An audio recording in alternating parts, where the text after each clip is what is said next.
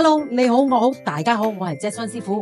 今日我想同你哋講啲乜嘢呢？就係做 sales 嘅人 ，businessman 嘅人，總之係做生意嘅人啦。要記得一樣嘢，你哋嘅 social media 嘅相，有好多人佢哋會覺得係自己生得唔靚仔、唔靚女，佢哋就唔夠膽放佢哋嘅樣喺佢哋嘅 social media。咩叫係 social media 啊？就係你嘅 WeChat 嘅相啊，你嘅 WhatsApp 嘅相啊，Facebook 嘅相啊，就係呢啲幾樣嘢啦。又或者係有啲係 name card 啊，佢哋唔夠膽放佢哋自己嘅樣，佢哋就放啲咩呢？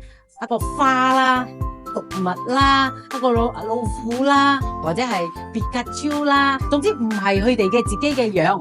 你要記得一樣嘢，做創業者嘅人，你可以放咩喺你嘅 profile picture 嗰度呢？放你嘅招牌，放你嘅公司名，或者放你自己嘅樣。你嘅樣就係你嘅廣告嚟噶啦。所以記得，你哋唔好忽略呢樣嘢。好多人都唔夠膽放佢哋自己嘅名，佢哋會覺得我唔靚啊，放咗落去費事影響啊咁樣。你唔放就仲更加影響啦。所以記得啦，如果你哋放相落你哋嘅 social media，記得放你哋嘅樣，俾人哋睇到你，咁樣先正係實牙實齒，講嘅嘢都會有牙齒，即係俾人哋睇到有嗰個威嚴，有嗰個實力。記得啊，好多人都會忽略呢樣嘢噶啦。OK，bye。